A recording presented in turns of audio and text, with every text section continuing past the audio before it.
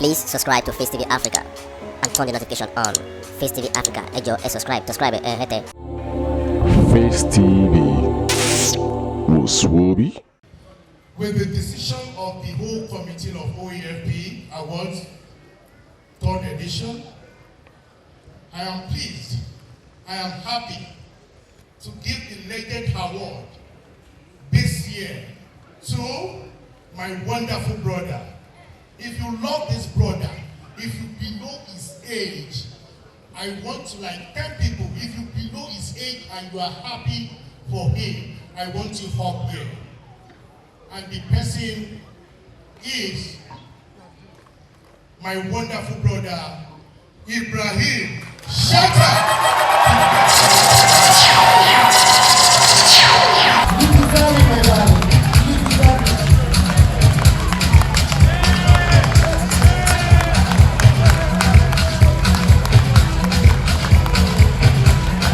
Thank you. You know one thing? He didn't know he's going to collect anything today. Obviously, he's so surprised. And he said he's going to Lagos. I said, no problem, my brother. But are you going to be here? He said, I will be here. Like Brother Chatta. We all know Chatta. We all know him. Yes. But you deserve this. I know you are not expecting this today. But the whole industry, like I said, Oapf Award is not my award. It is the award of the theater people, great people, filmmakers. The whole filmmakers in the building celebrating today my great brother, Ibrahim Chatta.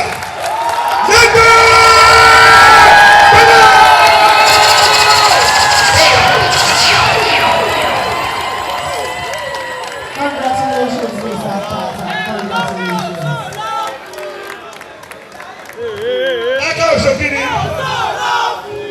Thank you. And this gift, this special gift, is from Top Success. The chairman of Top Success is here. Please come forward. The chairman of Top Success. Are you still around, sir? Okay, please come. Come. Chairman is coming. So this is for you. Thank you so much, sir. Nobody's going to make me cry this evening. I am short of words. But lack of God, it's precious to me. What am I going to to everybody, the organizer of Oapf Awards, and all of my colleagues, thank you. God bless.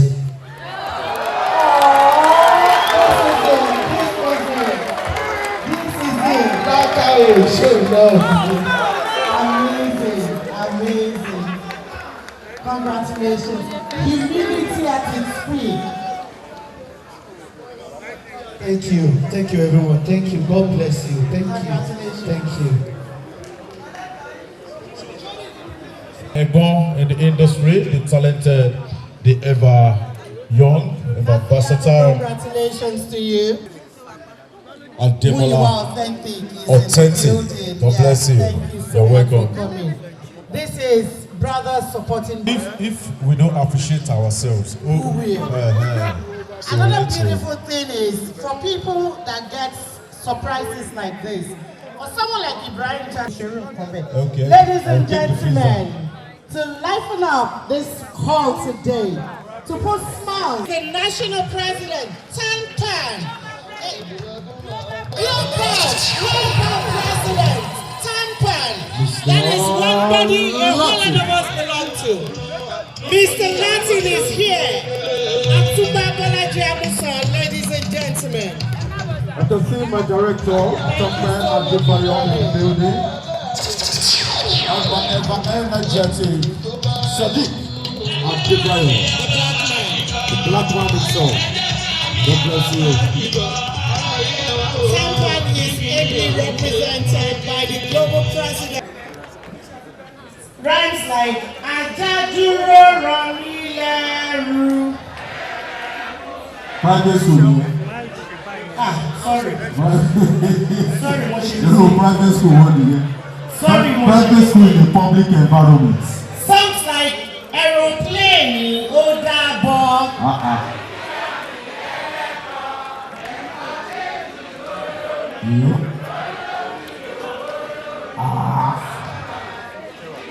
Adekola. It's good to be here. Yes. Everyone is looking very regal and beautiful. So we'll be presenting the award for the set designer. A set manager adds more beauty to an existing structure set or create an artificial structure for every scene. He adds more glamour and depth to the setting of every scene, thereby bringing every scene to life with his arts and designs. I present to you the set designer nomination.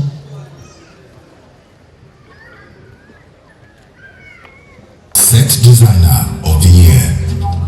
Nominees are Abdurrahman Alagbada Abokunde.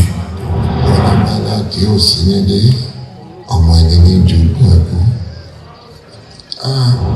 Ọpẹ́yẹmí Ọláwálé Ajakoro dùgbẹ̀dùgbẹ̀. Kábíyèsí. Ayọ̀dèjì Sanusi Ọjà Ẹlẹ́yẹ. Ìtẹ́lá pààyàn ẹ̀dùn mélòó gan-an lẹ́wọ̀n ẹ wá sọ̀rọ̀ nígbà ariwo. Musa Mustapha and Sholanke Femi Akanke Amororo. Ẹ̀mí yóò sì bò. Ẹ rí Ọ̀tọ̀láyọ̀.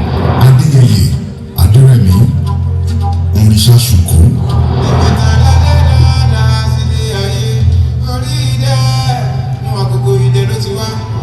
Ahmed Ayọ̀bọ̀dé Àdùkẹ́ Oníkélé.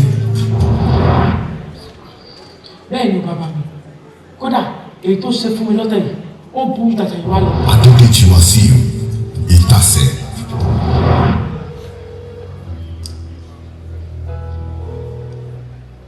Ètò mú àwọn ọmọ ni. Ọládépò Tẹniọlá Àjẹkùnrin.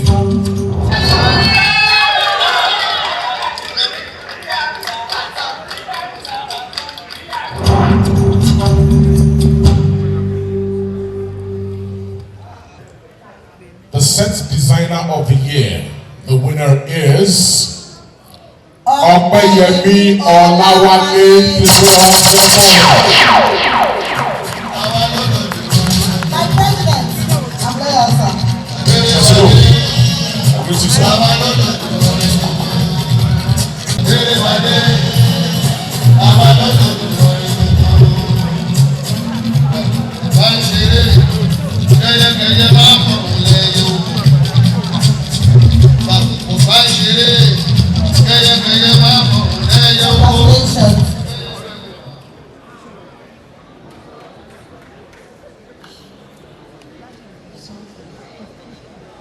Mo dúpẹ́ lọ́wọ́ Ọlọ́run fún àkọ́kọ́ torí nínú gbogbo tí Ọlọ́run ní àkọ́kọ́. Mo dúpẹ́ lọ́wọ́ Ọlọ́run fún oore ọ̀fẹ́ àti àǹfààní tí ó fún mi lọ́jọ́ tòní láti jẹ́ ọ̀kan nínú olóríire.